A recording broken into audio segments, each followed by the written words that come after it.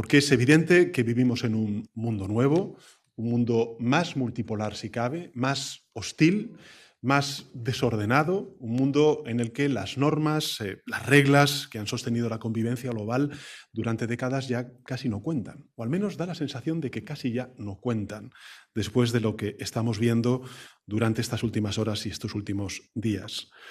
Creo que es relevante que se escuche la voz clara de España a la hora de denunciar la amenaza a la integridad territorial de un Estado europeo, de un Estado que es aliado de la Alianza Atlántica de la OTAN, como es el caso de Dinamarca.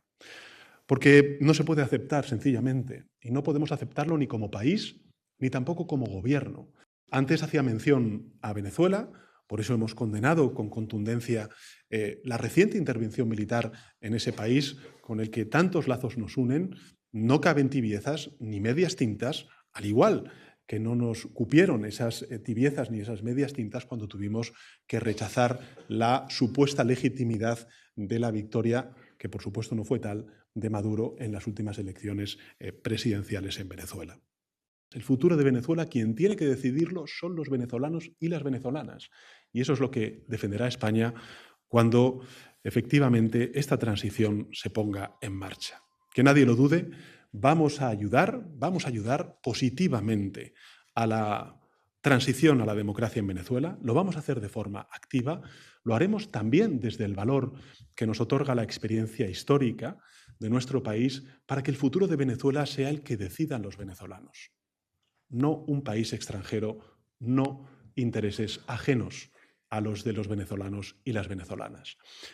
Como también propondré al Congreso, cuando esa oportunidad se produzca, el que podamos desplegar tropas de paz en Palestina, cuando podamos de una vez por todas ver cómo se avanza en esa tarea de pacificación y, ¿por qué no?, en un futuro de medio plazo, o ojalá más inmediato, de reconocimiento de los dos estados entre Israel y Palestina.